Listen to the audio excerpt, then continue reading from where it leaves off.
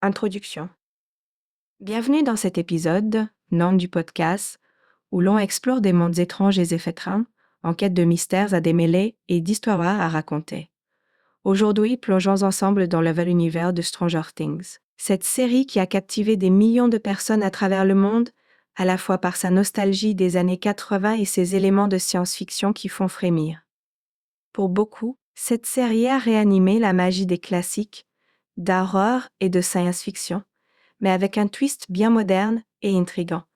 Alors que vous soyez déjà familier ou nouveau dans cet univers, mettez-vous à la déséteignez les lumières et laissez-nous vous guider à travers les événements de la première saison. Spoiler alert, nous allons explorer en profondeur tout ce qui s'y passe, alors tenez-vous prêts pour le voyage. La disparition de Will Byers et l'arrivée d'Eleven. Notre histoire commence dans la paisible ville de Atkins, Indiana, en novembre 1980. Une petite ville américaine typique, avec ses maisons bordées d'arbres et ses rues tranquilles, où tout semble ordinaire. Mais cette tranquillité est brusquement bouleversée par un événement troublant. Un soir, Will Byers, un garçon de 12 ans passionné de jeux de rôle et de science-fiction, disparaît sans laisser de traces. Il rentrait chez lui après une soirée de Donjons et Dragons avec ses meilleurs amis, Mike, Dustin et Lucas, mais quelque chose de sinistre semble le suivre à travers la forêt. Dans une scène glaçante, on le voit pourchassé par une créature sombre et inquiétante, une figure qui n'a rien de normal. Cette créature, que l'homme rendra prendre et connaître sous le nom de Démogorgon, semble sortir tout droit d'un cauchemar. Will tente de se réfugier chez lui, mais il est aspiré dans un endroit mystérieux et disparaît. Cette disparition marque le point de départ d'une série d'événements qui vont chambouler Hawkins. À même moment, dans une installation militaire secrète à la périphérie de la ville, un incident mystérieux survient. Une jeune fille, avec le crâne rasé et marqué du numéro 111 tatoué sur son poignet, que l'on connaîtra bientôt sous le nom d'Eleven, parvient à s'échapper. Elle est en fuite, seule et perdue, mais dotée de pouvoirs surprenants qui la distinguent de tous les autres. On comprend vite qu'elle a vécu des expériences traumatisantes dans ce laboratoire et que son passé est profondément lié à des phénomènes surnaturels.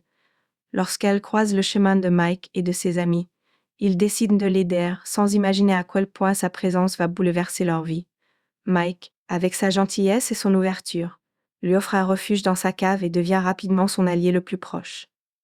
Eleven, avec ses pouvoirs de télékinésie, semble être le seul espoir pour retrouver Will, mais elle porte aussi en elle un lourd secret qui la relie au monde terrifiant du Démogorgon. Les recherches de Joyce et de Hopper.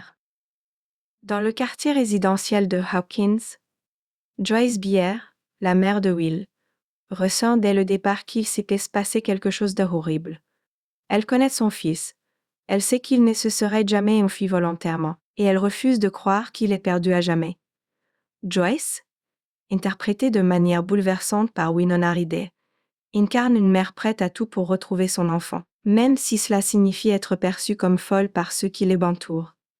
Très vite, elle commence à vivre des phénomènes étranges. Les lumières de sa maison clignotent, comme si elle cherchait à lui envoyer un message.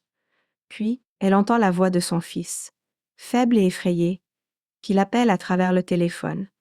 Elle se convainc alors que Will est piégé quelque part, dans un lieu inaccessible mais étrangement connecté au sien. Joyce installe des guirlandes lumineuses partout dans sa maison, espérant qu'elles pourront l'aider à communiquer avec lui. Cette idée, aussi désespérée soit-elle, devient une lueur d'espoir pour elle et un symbole poignant de la mort d'un mort pour son fils. De son côté, le chef de la police, Jim Hopper, est d'abord sceptique quant aux théories de Joyce. Homme bourru au passé compliqué, Hopper a depuis longtemps cessé de croire au miracle, mais il est aussi intrigué par cette disparition inhabituelle. Plus il enquête, plus il découvre des incohérences dans les informations officielles fournies par le laboratoire de Hawkins. Hopper réalise alors que les choses ne sont pas ce qu'elles semblent être, et qu'il y a place en jeu que la simple disparition d'un enfant. Avec Joyce, il se lance dans une enquête qui les conduira à des découvertes inimaginables et qui mettra en lumière le sombre passé du laboratoire et ses expériences top secrètes. La relation entre Eleven et le groupe d'amis. Pendant ce temps, Eleven s'intègre peu à peu au groupe de jeunes garçons.